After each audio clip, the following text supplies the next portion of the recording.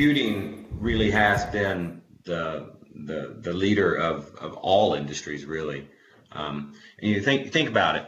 In 1987, 30 years ago, we led mostly analog lives. We didn't have PCs, we didn't have smartphones, and we actually had to do this weird thing called human interaction. And over the next 30 years, Silicon Valley and technology is going to make even more disruption. And so that's what I want to talk about. What's next? What's coming up? Now, I get it. I totally get it that the future is hard to predict. And all of these say, I'm not going to name and shame any of these people, but all of the people who said this, they believed it. And not only that, they were in the industries that were supposed to be doing the disruption, right? These are leaders of the tech industry. These are leaders of the big media companies getting it wrong. And so, if they got it this wrong, what chance do we have of predicting the future? Well, look, there's a pattern in everything that they've said here. Every time all of these people looked into the future, they saw the present. And that's not how the world works. The future is always different than the present. The future, however, is also predictable. And here's how we're going to predict it. Because look, you can deny the future all you want. The future does not care what you think. The future is going to come anyhow. You must get in front of it or you're going to spend the next decade chasing it. So how do we predict the future? So here's a hint. Think about the Tesla Model S, right? And we like to think, oh, what a futuristic car it is. Is it really? Because the steering wheel is in the same place as any other car. The gas pedal, the brake pedal is in the same place. It's made out of the same metals. It has 4 tires. If you know how to drive a normal car, you know how to drive the futuristic Tesla. So therein lies the key to predicting the future. The future has a lot of the present in it because it's built on the present. Now, at one point, the present that we live in used to be the future. And so if the future is a disruption of the present, that means that the present is a disruption of the past. So that's the trick. If you look through the disruptions of the past, you understand exactly how we got to where we are today. And then if those disruptions have a pattern, they may just end up pointing to the future. And that's what we're going to do now. We're going to draw this line through the 3 disruptions of the past. That's right, there have been 3.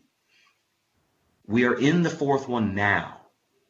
And I'm going to describe to you how this 4th one is going to play out so that all of you all can get ahead of it. But before we do that, let's understand how we got to where we are today. Because the very first era of computing started back in the 80s, right? In this analog period. It was the era of these big, powerful mainframe computers, right? No one had a mainframe except a big company who could afford it, who could afford to house it because these suckers took up big rooms and who could afford the army of engineers to keep it moving. And in this era, computers solved boring problems, right? They did payroll, they did accounts receivable. All of this was custom software. And the only way that you could access one of these computers was at the office. And so then along came PCs. And PCs had been laughed about for 10 years, right? They were toys. IBM and DEC and Sun Microsystems and all the big companies, big mainframe companies at the time, laughed at PCs. And even Steve Jobs, even his main Super Bowl commercial in 1984, he couldn't move the needle. No one cared about PCs until they did. Why was it that it took PCs 10 years to really begin to take over the industry? Well, it's because they were accessible. You see, PCs allowed people to do things that mainframes couldn't do, right? A kid could do their homework on a PC. You could build your resume on a PC. You could do a home budget on a PC. You couldn't do those things on mainframes. And that's how you know the new era has begun. That's how you begin to understand that the world has changed, that we have shifted from this mainframe boring stuff to PCs that provided a lot more opportunity. And see, what happens here is the developers abandon the old era for the new era. And it's software developers you want to watch.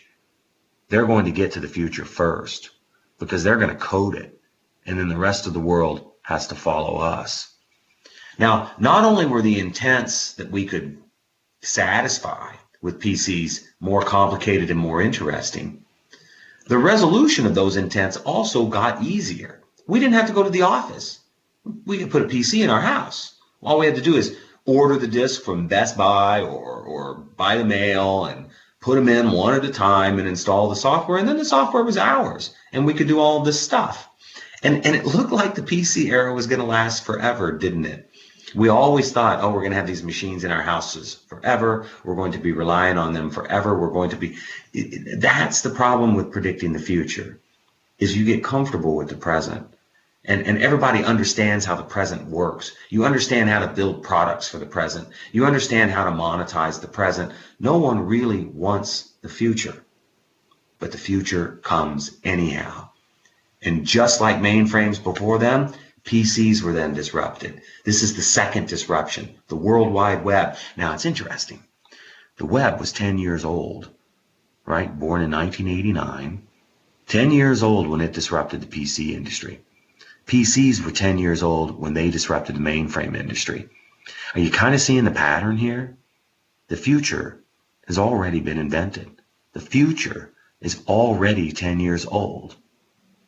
Now, just like PCs before them, mainframes gave us, the web gave us new problems to solve, right? Because not only were machines accessible, they were connected, right? You can't build, think about a dating app, right? You can't build a dating app for the PC. Who are you going to date? Other users of the PC? They're already your family, right? It doesn't make any sense. You can't build eBay for the PC. You can't build Facebook for the PC. You can't build Amazon. It's not Amazon.pc. It's Amazon.com.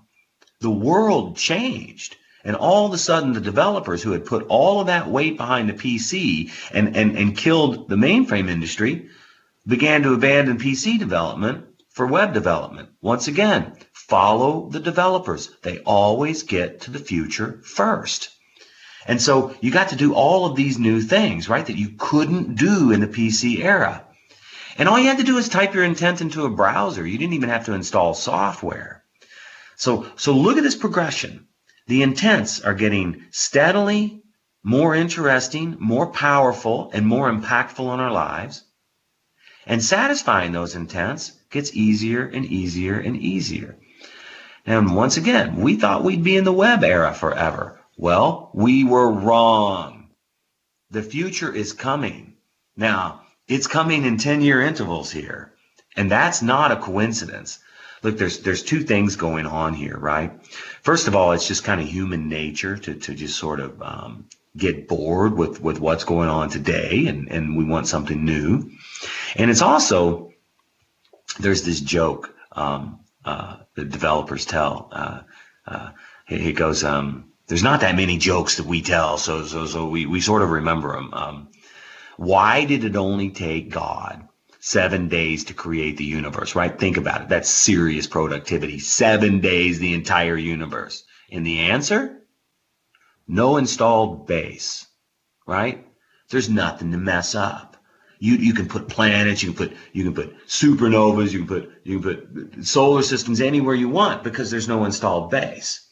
And see, in the 80s, IBM and all those mainframe companies were buckling under the pressure of their installed base. Same thing with Microsoft and Apple in the PC industry, Adobe and Intel and all the other big companies in the 90s. They had all these customers. They couldn't move fast because the customers were demanding, some regularity. They were demanding some consistency. And then in the 2000s, the same thing happened to the web.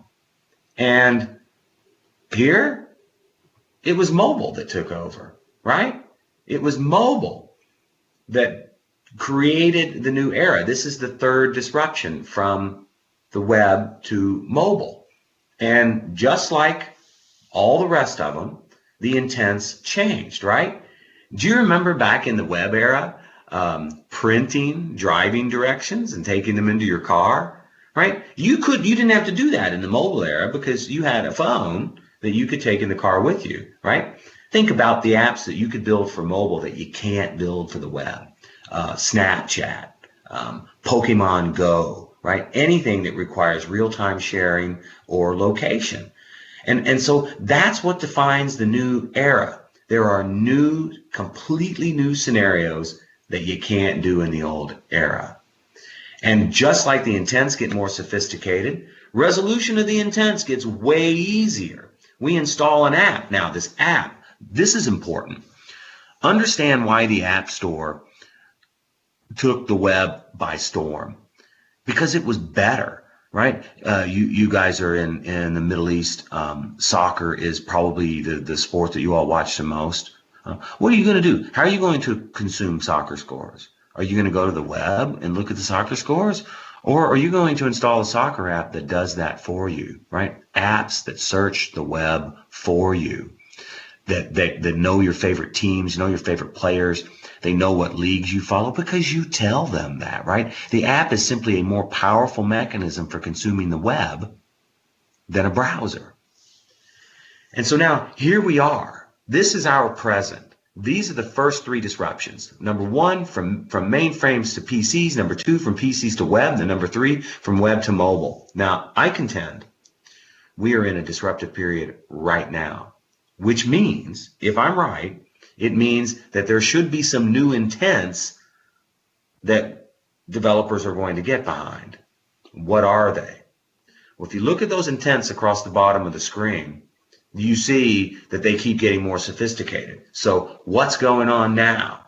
How can you get more sophisticated? Look, how can you get more sophisticated than picking up your phone and saying, hey, I want to do this, and then the phone goes off and connects to some services and figures out what some possibilities for you, brings them back to your phone and says, okay, here are your possibilities, and you can scroll through them, tap through them, swipe through them. What's easier than that? That's what we need to imagine, and then that's what we need to code. I'll tell you what's easier than that. Magic. What's easier than that are the machines figuring out what we want for us.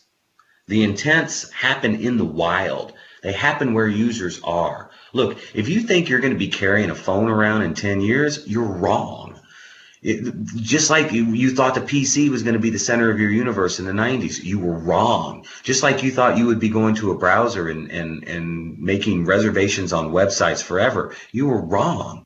And you're going to be wrong about your phone too. You are not going to be carrying one of these in 10 years. It's going to be over. And it's going to be over a lot faster than you think. Now, just like the intents are going to occur automatically, they're also going to be resolved automatically. Imagine this. Machines picking up your intent and saying, hey, James Whittaker is in this time, in this place. We know enough about James Whittaker and all the people like him. We know what his intent is. Let's just resolve it in place. That's why I am calling this next era the era of autonomy. Machines that know their users, machines that know the data that's on the web and in the cloud and resolve your intent for you. So, how do we build this? Well, look at the pattern. PCs 10 years old before they began to impact mainframes. The web 10 years old before it basically wiped out the desktop. And then the smartphone 10 years old. That's right. Think about it. Think about back in Pocket PC and Palm Pilot, late 90s. The iPhone comes out in 2007. 10-year-old technology once again. So here we are at the end of the mobile era, right? The Apple ecosystem is slowing down. The new phones are basically just like the old phones. There's a little bit of new features. It's a little bit faster, just like PCs in the 90s, just like the web in the 2000s. So what's 10 years old? Because if we can figure out what technology started 10 years ago It's still alive. That means it's going to be part of the future according to this model, according to this progression. So what's 10 years old? Well, if you go back to 2006, the first thing you find that's 10 years old is the cloud, right? Data. Because before the cloud came along, we didn't have data. Before the cloud came along, we had information. We had information that was siloed in a bunch of web servers strewn all over the world, right? That's why we called it a web, because there were PCs that had web server software installed on them. They were everywhere. They were interconnected. It looked like a web when you drew it on a piece of paper. We don't have that anymore.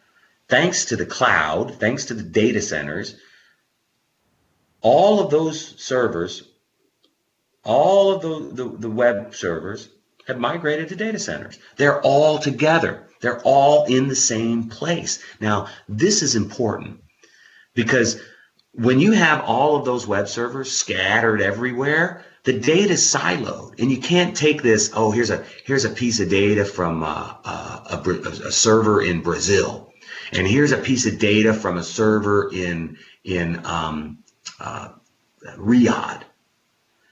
There was no way in the web era to put these two pieces of data and say, hey, look at this. If you got this piece of Brazilian data and you got this piece of Saudi data, you can put them together and you can infer the following. That's what's happening right now. See, all of that data from Brazil to Saudi Arabia to everywhere else, it's all up in the data center. It's together. And because it's together, we can analyze it and we can find patterns. And we are creating data at a rate. This isn't data that humans are creating. This is data that the machines are looking at the data that exists and creating new data based on patterns. You know, we are making up terms for this. It used to be, it started out with a kilobyte and a megabyte and a gigabyte, and it kept it, right? We got to terabyte and we thought, oh, that's the coolest word ever. We're never going to go above that. And then we did. And then exabyte. That was the last word we had, right? Like 1,000 to the 6th power. That, no one ever thought we were going to get above that. And then we did. And we had to make up a new term. And we thought, okay, right? Zettabyte. We'll use Z because there's no way we're going to get more than 1,000 to the 7th power, and we did, right? And then we had to go back down to Y yottabyte. We're making up words because data is getting so big, it's getting so organized, and it's getting so sophisticated that we can't keep up with it. But the machines can. That's why we're entering this era of autonomy. We are reducing the world to data. The people who stay in your hotel, they are data. The activity they are going to perform while they're there is data. Their satisfaction is data. Their friends and family and the people that they can connect you with so you can get more customers, it's all data. And the machines are going to be a lot better at figuring out that data than any of us could possibly be. Now, what else is 10 years old? Well, the second thing that's 10 years old is humanless search. That's right. The App Store started this. Apps searching for us, right? That soccer app I was talking about earlier. I think we got a World Cup coming up in the Middle East in the World Cup after next, right? All that soccer data is consumed by apps, not by humans searching for it, but by the app understanding, hey, this person installed me, they like soccer. And they told me what their favorite team and all that was. I'm just going to go out and find soccer data for them, put it on their machine so that whenever they say, hey, tell me about what's going on in the world of soccer, I don't have to go get it. It's already there. So machines searching the world without humans in the loop, that's 10 years old. And the next thing that's 10 years old is really exciting. The next thing that's 10 years old is invisible UI, right? Talking to our machines. It started with Xbox, talking to, hey, Xbox, change the channel. Hey, Xbox, I want to play Halo. Hey, Xbox, whatever, right? And then it went to Cortana, and then it went to Siri, and then Google Home and Amazon Echo. We no longer have to type into a screen. We just tell our computers what we're doing. And they're getting better at it, right? It used to be that our fitness band, we'd have to say, hey, I'm going for a run. Now you don't, because the fitness band realizes, look, this dude's been working at 2 miles an hour max all day. All of a sudden, this person is going 6 miles an hour, and they've been running 6 miles an hour for 10. Oh, they're going on a run. Of course they're going on a run. It's obvious. Why do you have to tell the machine that? My fitness band knows that I'm doing housework, right? Because I'm geolocated in my own home and my heart rate is elevated and I'm going from room to room. That's obvious now. You don't need to tell the machines you're doing that. It knows when I'm working out because I'm in the same room and my heart rate is twice its normal, right? It knows all these things. And you're going to see this. You're going to see, your social media say, oh, this guy's involved in something interesting. I'm just going to go ahead and take a picture of it. And so it's ready to post. You can imagine your fitness band measuring your heart rate while you're at a rock concert and know how much you're enjoying it, right? All of these things are signals that the machines can pick up, and you don't need to tell the machine anything. This is 10 years old, and you're going to see it getting more and more sophisticated. Your machines are going to know what you need before you do. And now the last thing that's 10 years old is virtual reality, right? So if these machines really do disappear, if the screens really do disappear, that's where we're going to get them. We're going to conjure them out of thin air. So let's take a look at what this world looks like. I'm calling the 2020s the era of autonomy. Machines doing what they do without any human intervention. And there's no better example that this is already real than self-driving cars, right? Self-driving cars. We don't even blink at that idea anymore. We have tens of thousands of cars in this country, in my country, on the road right now, on public roads. They're not having accidents. They're not killing pedestrians. They're driving better than we do. Why? Because the entire world of driving has been reduced to data.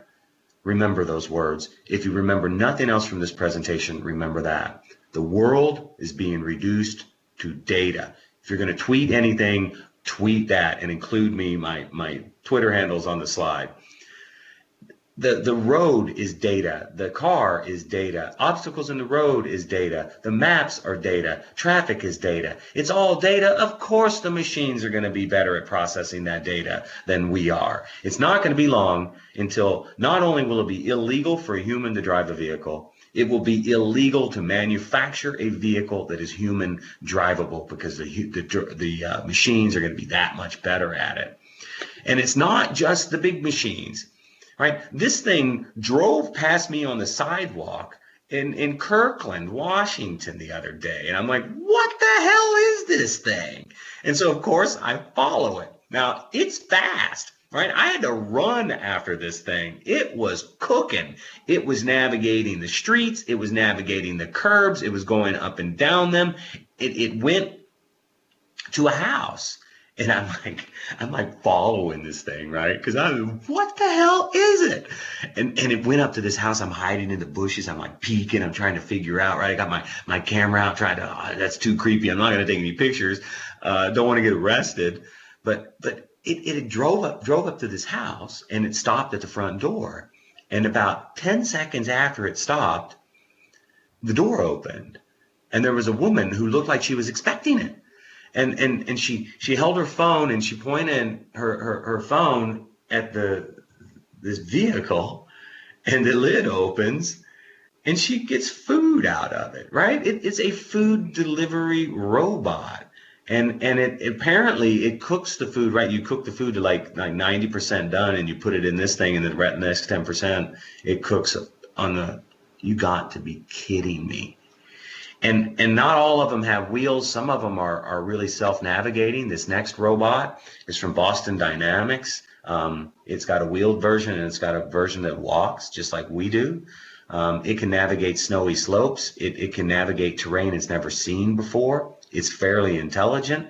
And I mean, this thing is nimble enough that it could mow your lawn. it's nimble enough that it could weed your lawn. It could bust tables at a restaurant, right? You know, in the technology industry, we've been really good at wiping out blue collar jobs, replacing, what humans used to do with machines. But in this era, we're also going to wipe out white collar jobs.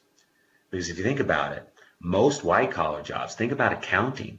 It's nothing but data. The machines are going to get really good at learning the rules of that of accounting and doing our taxes and making investment decisions and moving money around for us, right? This is JP Morgan, 360,000 hours of finance work completed by a robot in literally seconds. That's thousands of white collar jobs gone.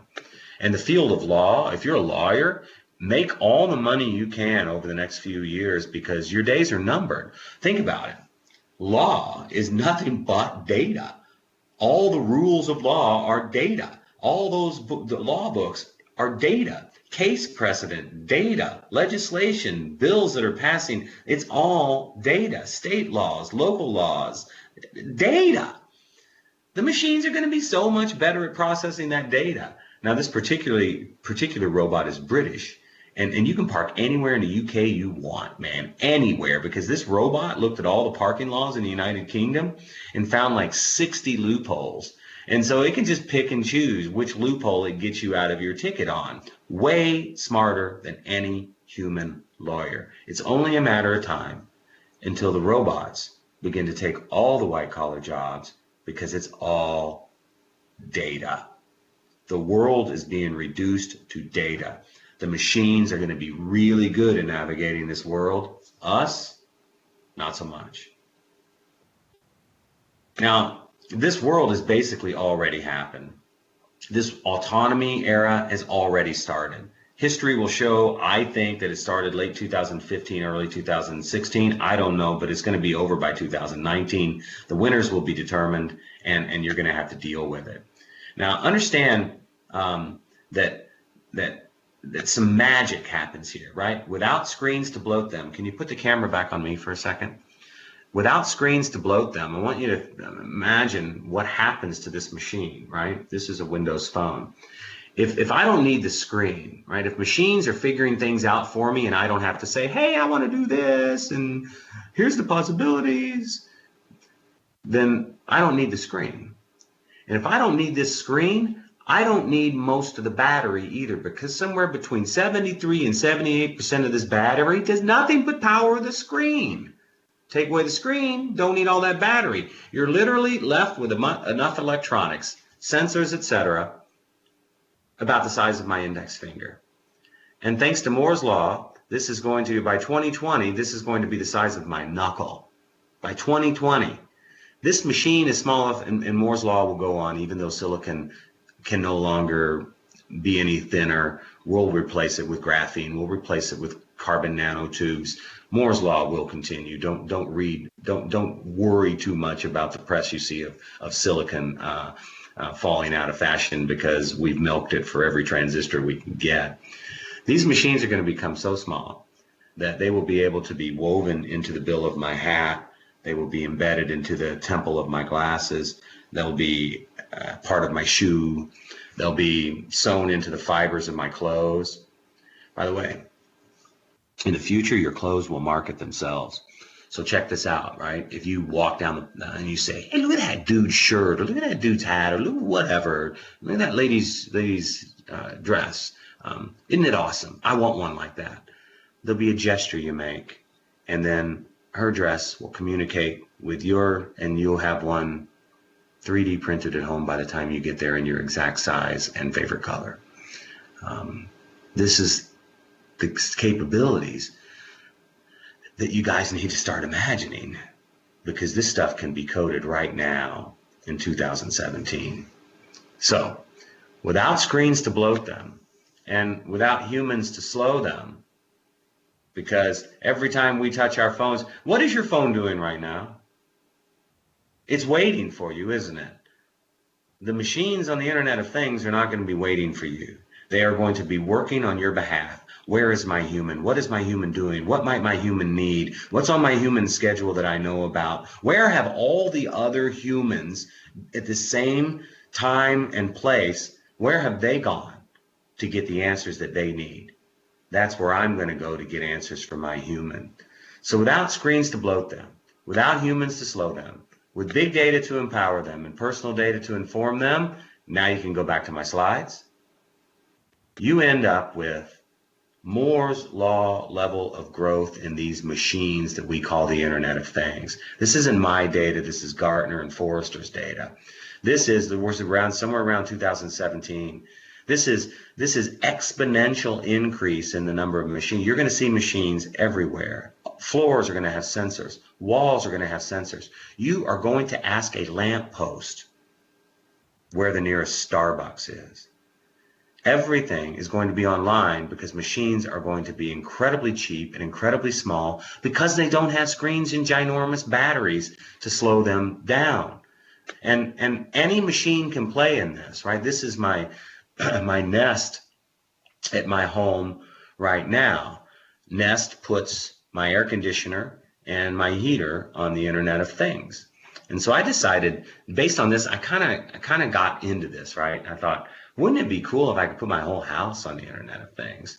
And it turns out you can. There's a device called a Sense. I got in on the Kickstarter, so I'm working with this company. There's a device called a Sense. You plug it into the electrical panel of your home, and it basically monitors the voltage use, and this thing discovers appliances that you have in your house. It knew what brand my washer and dryer was. It knew the Samsung model that my washer and dryer was. It knew what brand my refrigerator was. It found appliance after appliance after appliance. Some I didn't even know I had, right? They were plugged in, just didn't know what they did. They were just there, right? It knew every single one of them except two. It couldn't figure out two of them. And so I went through the house trying to figure out what is it. Look at the list. Okay, it knows about my stove. It knows about my oven. It was, wait a minute. The first one was my toaster. It didn't know about my toaster. And so I'm looking at it and thinking, this is weird because it claims it knows about any appliance, like 5 years old or less. And so I entered the data and I was like, okay, it's this brand toaster. And my Sense came back and said, no, it's not, right? The voltage signature of the toaster that you claim you have is different than the toaster that I'm reading off the wire. Your toaster is probably going out because it's using too much power. And sure enough, 2.5 weeks later, a filament broke on my toaster. My house knew my toaster was about to break. Now, if that toaster had been on the Internet of Things, it would have known it was going to die. And that brave little toaster would order its own replacement. That's the power of the Internet of Things. Now, the other machine that it didn't know about was my hot tub. Okay, this is a real first world problem here. So I decided I was going to put my hot tub on the Internet of Things, and that's its user interface right now. Don't worry, I'm not boiling my children. That's Fahrenheit, not Celsius. America kind of likes to go its own way with measurements. But my hot tub can open and close its own lid. It can inject its own chemicals. It buys its own chemicals from orders them off of Amazon. It knows a human's in it because the water level gets higher. It could communicate with other hot tubs if there were any other hot tubs on the Internet of Things, and they could compare chemical concoctions. And my hot tub surprised me. Once I put it on the Internet of Things, it did things I didn't know it could do. For example, it recognized me because I displace the same amount of water every time I get in, right? I sit in my hot tub and the water level rises because my body displaces the water. And it recognized the level that I generally create. And it's like, hey, that's a pattern. And I said, well, call that pattern James because that's me. Then it identified my son, it identified my daughter, and all of a sudden it knows who's in the hot tub. And if somebody it doesn't recognize gets in, it raises an alert and tells me about it. Hey, somebody's in your hot tub that I don't recognize. And so I could do something fun like, I don't know, close the lid on them, right? Because I can do that from wherever I am on the planet. It also recognized me and my son and my daughter based on, okay, this is just gross, but basically based on how dirty we are, right? When you get in a hot tub, bacteria and skin cells and hair and whatever else gets in it, and it's undissolved solids, they're called, right? And it turns out that me and my son and my daughter shed about the same amount of undissolved solids every time we get in. And so the algorithm for negating that, the chemical signature that was required to make sure that James's presence in the hot tub is negated, is data. And in fact, by the way, my daughter is the dirtiest of the three of us. Don't tell her. I don't want her to know. I'm convinced it's the makeup and the lotion that she puts on, right? Me and my son don't do that. And so more organic material gets deposited in the hot tub. But my son was interesting. He kept telling me, hey man, this kid's dirtier than he used to be, right? He's usually like 8 parts per million organic compounds, and all of a sudden he gets these spikes occasionally. It's like 108 instead of 8. What's going on? And I was racking my brain trying to figure out, and it turns out he was getting in after his soccer practices, and he was all sweaty. Of course he's going to put more dirt in the hot tub. My hot tub noticed all of these things. My hot tub shopped a sale one time. After it had been on the Internet of Things for a year, it discovered the best times to order chemicals, which are around bank holidays in America we call Labor Day and Memorial Day. That's when all the big sales are. My hot tub figured that out and stocked up on chemicals on its own without being told. See, there's a level of usefulness. There's a level of utility that this autonomy is going to make very, very attractive to human beings. So here's how it's going to work. I realize I'm running out of time. I'm going to take about 5 more minutes, so I hope you'll be patient with me. Think about this in terms of intent. Right now, what are you doing? Your hotels. What are you doing? How do you know someone has the intent to book a room in a city where you have a hotel and you have occupancy, right? Right now, you're waiting for them to come to your website. You're waiting for them to come to your app. Why are you waiting? The intent is already in the ecosystem, and machines can find it, right? Look at this tweet I just tweeted. If you're a hotel, wouldn't you be interested in that? If you're an airline, wouldn't you be interested in, if you flew the Seattle to Boston and New York route, wouldn't you be really interested in this person? Well, you may not be able to find me now, but the bots will be able to find me. And in fact, I wrote a bot for this because I tweeted this tweet and nobody seemed to care. I got 2 favorites. Why would you favorite this tweet? Seriously, if this is your favorite tweet, get off of Twitter. There's got to be something else in life that you can find interest in. But I wrote a bot. And so what this bot does, the first thing it does is it discerns intent. And the intent here is obvious, right? Somebody wants to listen to live music in Boston and New York. So do a search, find all the Twitter accounts that have Boston or New York, right? And those are the accounts that I want to communicate with. And so that's what my bot does. Okay. And it turns out there's 2,500 accounts in Twitter that claim to be live music venues in Boston and New York. And the next thing my bot did is just to take this tweet and tweet it directly at all of those places. And look what happened. Absolute magic happened. Because all of those places have social media coordinators, which are right now humans, but won't be in the future. Because here's what's going to happen. As a hotel, you're going to write a bot. And you're going to tell the bot, go out on social media, go out on the web, go out in the cloud, go out on Facebook and Twitter and everywhere else and find me customers and then make them an offer. And that's what's happened here, right? Hyatt Regency Boston wants me to watch jazz music. I don't like jazz music. And so you can imagine what the interface would look like, right? I could left swipe that, informing my bot, I don't like jazz music. And now my bot is smarter and it knows, right? The next one is Boston Symphony. Classical music, it's okay. Especially since they legalized marijuana here in Washington. I gotta admit, classical music sounded a little bit better. Not quite stoned enough for it though, so I might left swipe that a little less vigorously so my bot knows, okay, maybe in the future he might like some classical music. And the bottom one, Cage the Elephant, one of my favorite bands. Now, if my bot knew me well enough, it would have known I've already seen that band 2 or 3 times. And every time I see that band, I party like crazy. I love it. My heart rate is up. I stay up late. I buy expensive tickets because I love that band so much. I had backstage passes one time.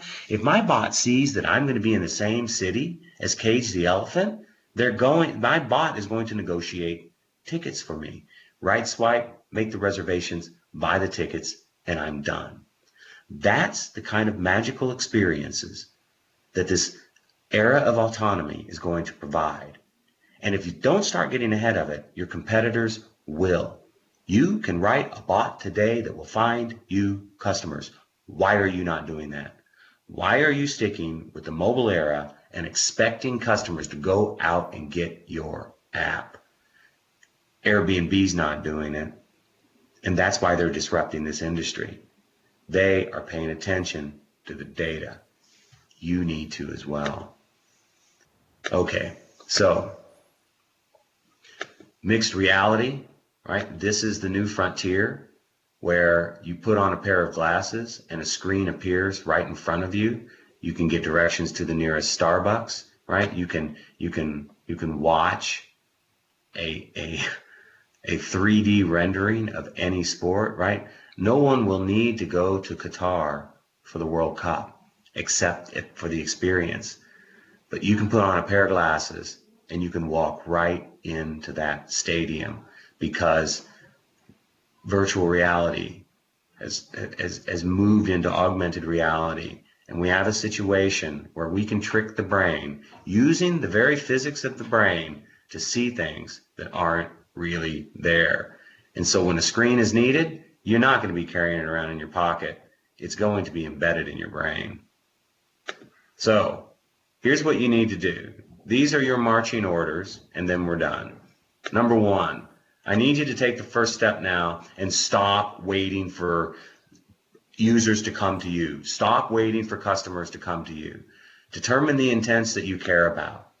Understand where, why, and how these intents occur in the real world. And then build the machines.